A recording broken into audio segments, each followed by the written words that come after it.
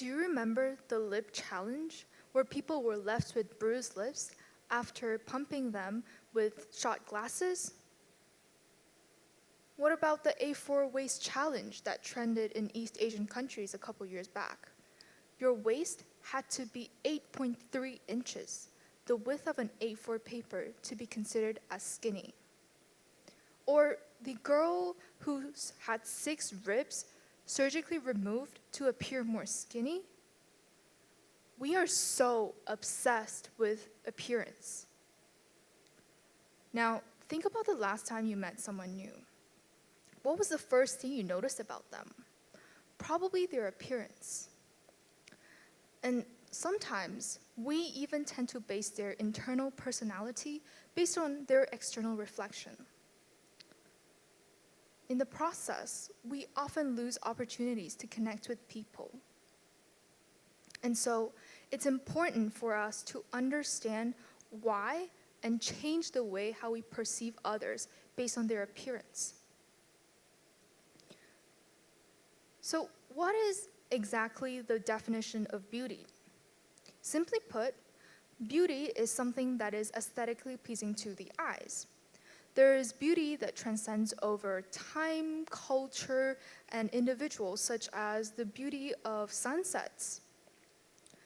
The definition of beauty itself does not place constraints on it. It simply assumes that beauty is subjective and depends on whatever is attractive to an individual's eye. But when it comes to our perception of beauty towards humans, we begin to limit ourselves. We strive for perfection, the idea that we have to fulfill a set of requirements to be considered as attractive, as beautiful. Generally speaking, beauty standards are different among various regions, but there's a couple of big trends we can identify that are quite similar. In East Asian countries, like China, for example, and South Asian countries like India, the beauty standards are being fair-skinned, having big eyes, small nose, skinny body with the right curves at the right places for women, and athletic toned body for men. As for me, I was in no way considered to be the perfectly attractive female in my culture.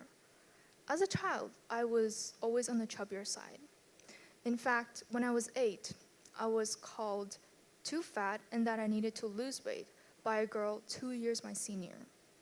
It really did impact me for a long time.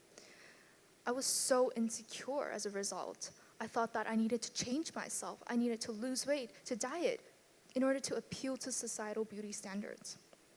But looking back, I realized that how much that comment from society had robbed me of my individualism. I had, like many others, fallen into the trap of trying to be perfect. But Asian countries are not the only ones to exhibit a favoritism towards these features. In fact, in a study conducted by the Journal of International and Intercultural Communication, they found that magazine issues in South Africa and Nigeria between the years 2010 and 2015 were more likely to feature models with lighter skin tone. In fact, 60%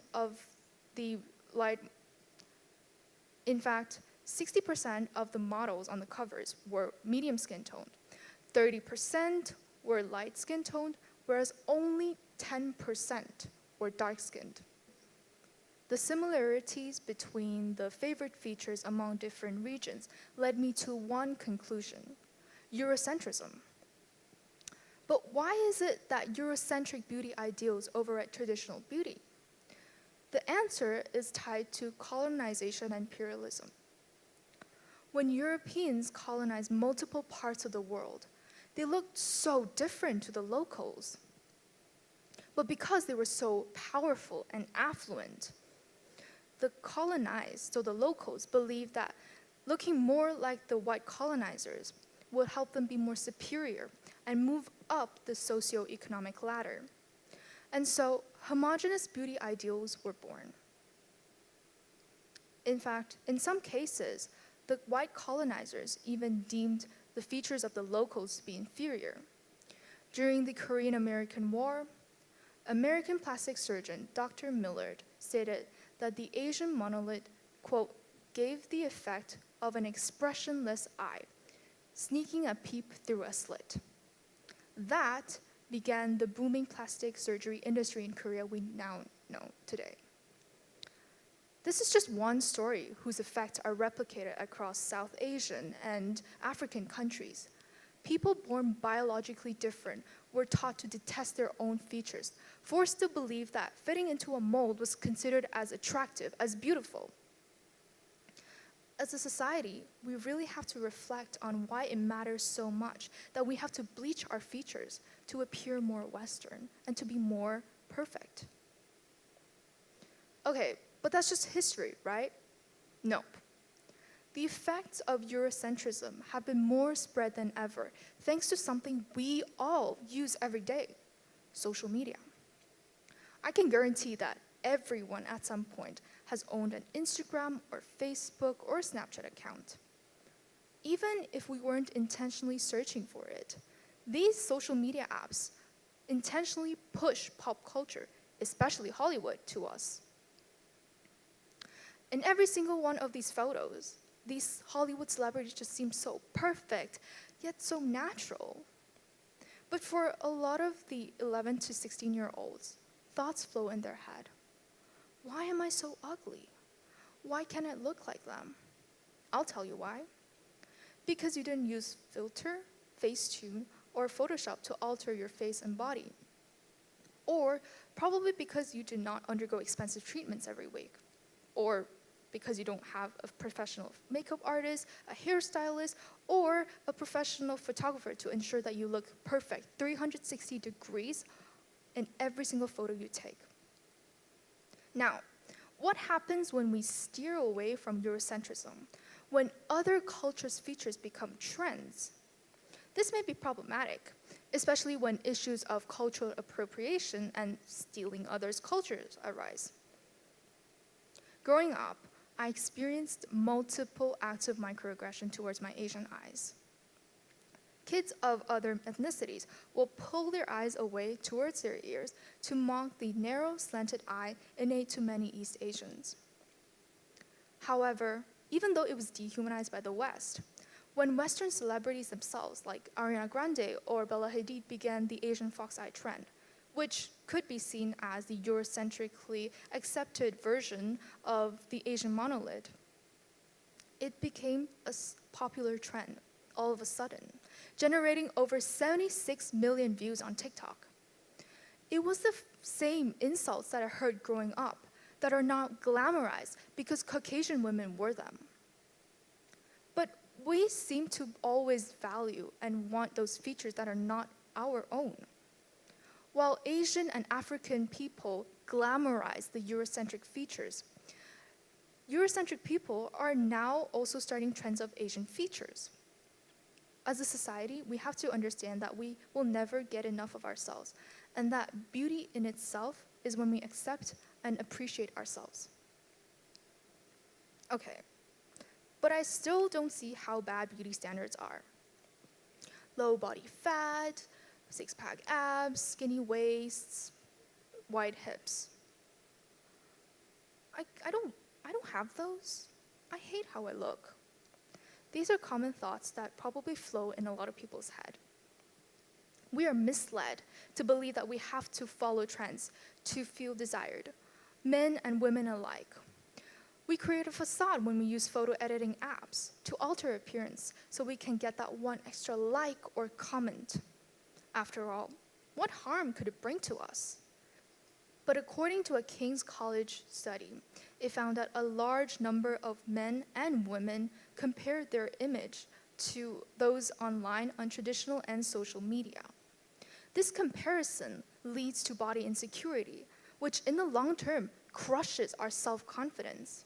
And this is why we feel poorly of ourselves sometimes.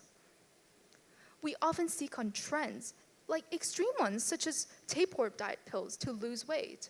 Yes, you heard it right, parasitic tapeworms.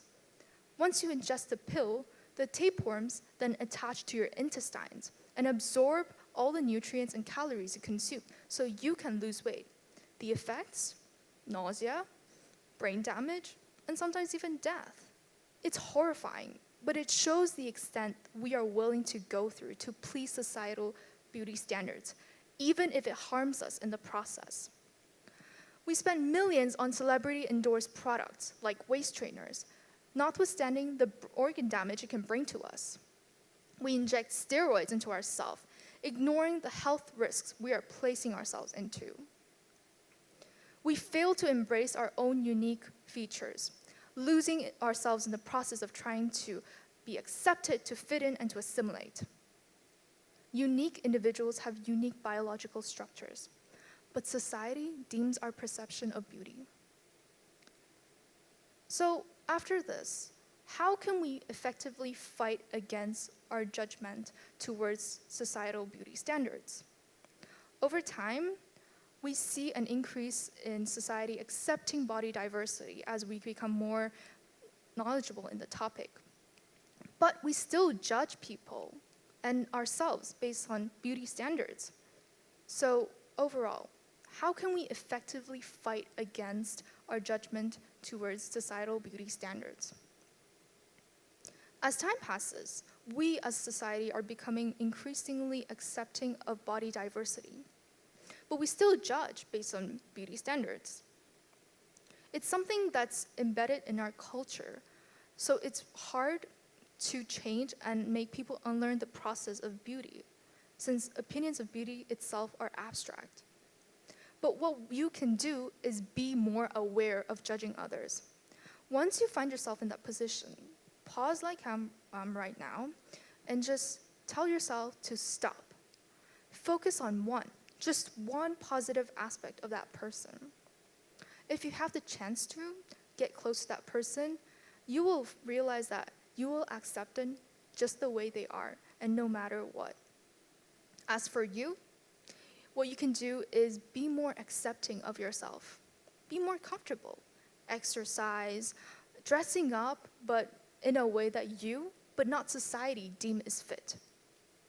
That will boost your self-confidence and reduce your reliance on using beauty standards to feel better about yourself. And lastly, I want to end with a thought. Only when you accept yourself, regardless of what beauty standards are around the world, can you accept other people the way they are. Thank you.